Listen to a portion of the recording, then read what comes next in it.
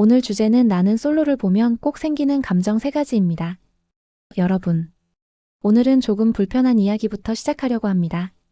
우리는 사실 빌런을 사랑합니다. 네, 맞습니다.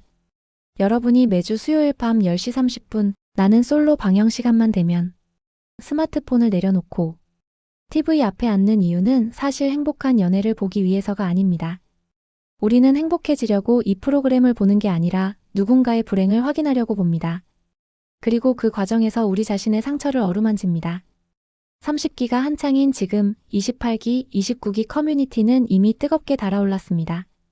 특정 출연자의 행동 하나하나에 수천 개의 댓글이 달리고 편집되지 않은 3초의 표정 하나로 그 사람의 전체 인격을 재단합니다. 22기 때는 영숙님의 자기애적 발언들이, 경수님의 플로팅 전략이, 옥수님의 불안한 애착 패턴이 우리를 밤새도록 인터넷 커뮤니티에 붙들어 놓았죠. 여기서 한 가지 질문을 드리고 싶습니다. 왜 우리는 그토록 그들에게 분노하면서도 정작 TV 앞을 떠나지 못할까요? 왜 화가 나면서도 다시 보기를 누르고, 짜증이 나면서도 클립 영상을 찾아보고, 불편하면서도 다음 회를 기다리고 있을까요?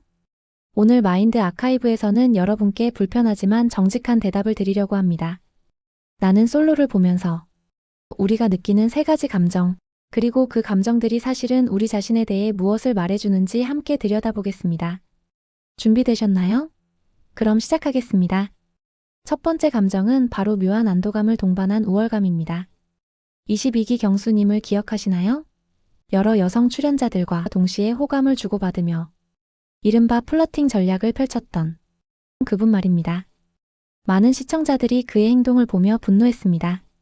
어떻게 저렇게 할 수 있지? 저건 진심이 아니잖아. 너무 계산적이야 라는 댓글들이 쏟아졌죠. 그런데 여기서 중요한 질문 하나 드리겠습니다. 우리는 정말 그의 비도덕성에 분노했던 걸까요? 심리학에는 투사라는 방어 기제가 있습니다. 프로이트가 처음 제시한 개념이죠. 쉽게 말하면 우리가 받아들이기 힘든 자신의 욕구나 감정을 다른 사람에게 떠넘기는 무의식적 메커니즘입니다. 경수님의 플러팅을 보며 우리가 느낀 건 사실 나도 저런 선택의 기로에 놓인다면 혹시 나도 그럴까라는 불안입니다. 연애에서 여러 선택지가 있을 때 정말로 우리는 한 사람에게만 진심으로 다가갈 수 있을까요? 아니면 혹시 모르니까 여러 사람에게 줄을 대고 싶은 욕구를 느끼지 않을까요? 이 불편한 가능성을 직면하는 대신 우리는 경수님을 비난합니다. 그리고 그 순간 묘한 안도감을 느낍니다. 나는 저렇지 않아. 나는 저것보다 나은 사람이야. 22기 옥수님의 사례도 마찬가지입니다.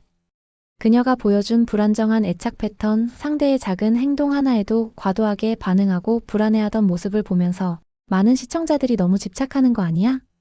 저래서 연애가 안 되는 거지라고 말했습니다. 그런데 솔직히 말씀드릴게요. 우리 중 누가 연애에서 불안하지 않았나요? 상대가 문자를 늦게 답하면 온갖 상상을 하고 상대의 SNS를 몰래 확인하고 나 좋아하는 거 맞아? 라는 질문을 속으로 수백 번 되뇌지 않았나요? 옥수님의 불안은 사실 우리의 불안이기도 합니다. 다만 우리는 그것을 TV 속 인물에게 투사함으로써 잠시 동안 저 정도는 아니지라는 위안을 얻는 겁니다. 그런데 더 소름 돋는 사실은 따로 있습니다. 이 우월감은 일시적입니다. 프로그램이 끝나고 현실로 돌아오면 우리는 여전히 자신의 연애 패턴, 자신의 불안, 자신의 실수들과 마주해야 합니다. 나는 솔로는 그것을 90분간 잊게 해주는 마취제 같은 거죠. 하지만 마취가 풀리면 통증은 그대로입니다. 심리학자 알프레드 아들러는 이렇게 말했습니다. 열등감은 우월감의 그림자다. 우리가 타인을 깎아내리며 느끼는 우월감은 역설적으로 우리 내면 깊은 곳의 열등감을 증명합니다. 23기 초반부에서도 비슷한 패턴이 반복되고 있죠. 특정 출연자의 직업, 외모, 말투, 심지어 옷차림까지 품평하면서 우리는 계속해서 나는 저것보다 낫다는 확인을 받으려 합니다.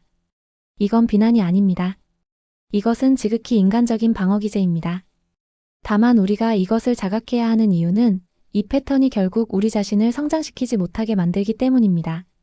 두 번째 감정으로 넘어가 보겠습니다. 바로 갈등의 쾌감, 대리만족의 도파민입니다. 솔직하게 질문 하나 드릴게요. 여러분은 나는 솔로에서 어떤 장면을 가장 많이 돌려보시나요? 두 사람이 행복하게 데이트하는 장면인가요? 아니면 데이트권 선택에서 누군가 탈락하는 그 순간인가요? 정답은 명확합니다. 우리는 갈등의 정점을 본다. 누가 누구를 선택하고 누가 선택받지 못하는지 그 긴장의 순간에 우리의 뇌는 도파민을 분비합니다. 신경과학자들의 연구에 따르면 불확실성과 긴장은 뇌의 보상 회로를 강력하게 자극합니다. 특히 예측 가능하면서도 예측 불가능한 상황, 즉 결과를 어느 정도 예상할 수 있지만 완전히 확신할 수 없는 상황에서 도파민 분비가 최고조에 달합니다. 나는 솔로의 데이트권 선택 시스템은 바로 이 원리를 정확히 활용합니다. 우리는 어느 정도 예상합니다. 아, 이 사람은 저 사람 선택할 것 같은데. 하지만 100% 확신할 수는 없습니다. 그리고 바로 그 순간 선택이 공개되는 그 3초간 우리의 뇌는 롤러코스터를 탑니다. 22기에서 가장 화제가 됐던 장면 중 하나 기억하시나요? 여러 출연자들이 한 사람을 동시에 선택했던 그 순간 말입니다. 선택받은 사람의 당혹스러운 표정, 선택받지 못한 사람의 애써 숨기려는 실망감, 그리고 선택해야 하는 사람의 고민. 우리는 그 장면을 보며 아, 저 사람 선택하겠지, 아니야, 이 사람일 거야 라며 친구나 가족과 내기를 걸기도 합니다. 그리고 결과가 나오는 순간 우리가 맞췄든 틀렸든 강력한 쾌감을 느낍니다. 이것은 여러분의 이야기이기도 합니다. 생각해보세요. 우리는 왜 행복한 커플의 일상 브이로그보다 썸 타는 사이의 콘텐츠에 더 끌릴까요? 왜 안정적인 관계보다 불안정한 관계가 더 드라마틱하게 느껴질까요? 심리학자 로이 바우마이스터의 연구에 따르면 인간의 뇌는 긍정적인 경험보다 부정적인 경험에 더 강하게 반응합니다. 이를 부정성 편향이라고 하죠. 진화 심리학적으로 봤을 때 위험을 빠르게 감지하고 기억하는 능력이 생존에 유리했기 때문입니다. 나는 솔로는 바로 이 부정성 편향을 자극합니다. 프로그램의 핵심은 사랑의 성공이 아니라 사랑의 실패, 선택의 갈등, 거절의 아픔입니다. 최종 커플 매칭보다 그 과정에서 누군가 울고 좌절하고 분노하는 장면이 훨씬 더 많은 조회수를 기록하죠. 23기 초반부터 벌써 커뮤니티는 누가 누구 선택할까? 이 사람 진심 아닌 것 같은데 와 같은 추측들로 뜨거웠습니다. 우리는 결말을 알면서도 아니 어쩌면 결말을 알기 때문에 더욱 그 과정을 즐깁니다. 그런데 더 소름 돋는 사실은 따로 있습니다. 이 대리만족은 우리의 실제 연애 능력과는 전혀 무관합니다. TV 속에서 아무리 많은 연애를 간접 경험해도 실제 우리의 연애 역량은 늘지 않습니다. 오히려 현실의 평범한 연애가 지루하게 느껴지는 부작용이 생길 수 있죠. 심리학에서는 이를 대리외상의 반대 개념으로 설명할 수 있습니다. 타인의 트라우마를 간접 경험하면서 상처받는 것처럼 타인의 드라마틱한 연애를 간접 경험하면서 우리의 연애 기준치가 비정상적으로 높아지는 거죠. 결국 우리는 도파민에 중독됩니다. 매주 수요일마다 그 긴장과 갈등과 선택의 순간을 기다리게 되죠. 마치 슬롯머신을 당기는 것처럼 이번엔 또 어떤 드라마가 펼쳐질까 하면서요. 자, 이제 마지막 세 번째 감정입니다. 그리고 이것이 아마도 가장 중요하고 가장 불편한 감정일 겁니다. 바로 자기 연민과 두려움 사이의 성찰입니다. 프로그램을 보다 보면 어느 순간 우리는 이런 생각을 하게 됩니다. 저 사람, 나랑 비슷한데? 혹은 나도 저런 실수한 적 있는데? 22기의 한 출연자가 고독 정식에서 진심을 전하지 못하고 어색하게 웃기만 하던 장면 기억하시나요? 댓글에는 답답하다, 왜 저러냐는 반응이 쏟아졌지만 한편으로는 나도 좋아하는 사람 앞에서 저렇게 굳었었는데라는 공감 댓글도 적지 않았습니다. 이 순간 우리는 TV 속 인물을 통해 우리 자신의 과거와 마주합니다. 그리고 그것은 때로 고통스럽습니다. 정신분석학자 칼 융은 그림자 개념을 제시했습니다. 우리가 인정하고 싶지 않은 억압된 자아의 측면을 그림자라고 불렀죠. 융은 우리가 타인에게서 가장 강하게 반응하는 것은 사실 우리 내면의 그림자라고 했습니다. 나는 솔로의 출연자들은 우리의 그림자를 비춥니다. 누군가의 집착을 보며 우리는 과거 우리의 집착을, 누군가의 회피를 보며 우리의 회피를 보게 되고 누군가의 자존심을 보며 우리의 자존심을 봅니다.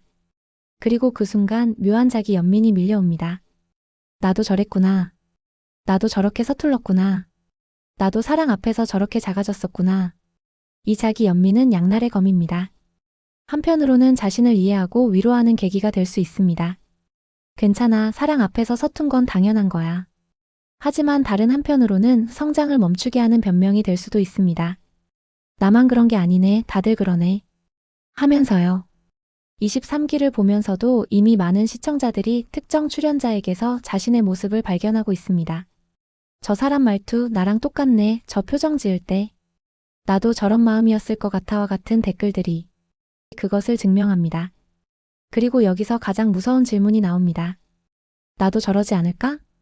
TV 속 인물들의 실수를 보며 우리는 판단합니다. 하지만 정작 우리가 그 자리에 있다면 과연 다르게 행동할 수 있을까요?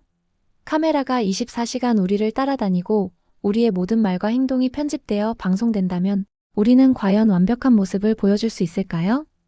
심리학자 필립 짐바르도의 유명한 스탠퍼드 교도소 실험을 떠올려 봅시다. 평범한 대학생들이 교도관 역할을 맡자 급격히 권위적이고 폭력적으로 변했죠. 상황의 힘은 우리가 생각하는 것보다 훨씬 강력합니다. 나는 솔로의 출연자들도 극도로 인위적이고 압박적인 상황에 놓여 있습니다. 짧은 시간 안에 배우자를 선택해야 하고 매 순간 카메라에 노출되고 자신의 모든 것이 전국에 방송된다는 압박감. 그 상황에서 우리는 과연 얼마나 진짜 나로 있을 수 있을까요? 이 성찰이 중요한 이유는 그것이 우리를 겸손하게 만들기 때문입니다. 저 사람은 저래서 안 되라는 판단 대신 나도 저런 실수할 수 있겠구나라는 인식으로 나아갈 때 우리는 비로소 타인을 이해하고 더 나아가 우리 자신을 이해할 수 있습니다. 그리고 그것이 바로 나는 솔로가 우리에게 줄 수 있는 진짜 선물이라고 생각합니다. 웃음도 분노도 우월감도 아니라 자기인식이죠. 여러분, 오늘 우리는 나는 솔로를 보면서 느끼는 3가지 감정을 함께 살펴봤습니다. 첫째, 타인을 통해 느끼는 우월감과 그 이면에 숨은 우리의 투사. 둘째, 갈등과 긴장에서 오는 대리만족의 도파민. 셋째, 타인의 실수를 통해 마주하게 되는 자기 연민과 성찰. 이 모든 감정은 사실 지극히 인간적입니다. 잘못된 것도 부끄러운 것도 아닙니다. 다만 우리가 이것을 자각하느냐 못하느냐의 차이가 있을 뿐이죠. 나는 솔로는 단순한 오락 프로그램이 아닙니다. 그것은 거울입니다. TV 속 인물들은 배우가 아니라 우리의 반영입니다. 우리가 그들에게 느끼는 모든 감정은 결국 우리 자신에 대한 감정이기도 합니다. 그래서 저는 여러분께 제안합니다. 다음번에 나는 솔로를 보실 때 출연자를 판단하기 전에 잠깐 멈춰서 물어보세요. 왜 나는 이 사람에게 이렇게 강하게 반응할까? 이 사람의 어떤 면이 나를 불편하게 만드는 걸까? 그 질문에 정직하게 답할 때 우리는 TV 속 누군가가 아니라 우리 자신에 대해 조금 더 알게 됩니다. 그리고 그것이 바로 진정한 성찰이고 성장의 시작입니다. 마지막으로 여러분께 질문 하나 남기고 싶습니다. 여러분은 여러 기수에서 가장 감정이입했던 인물은 누구인가요? 그리고 그 이유는 무엇일까요? 댓글로 여러분의 생각을 자유롭게 나눠주시면 저도 하나하나 읽어보고 함께 이야기 나누고 싶습니다.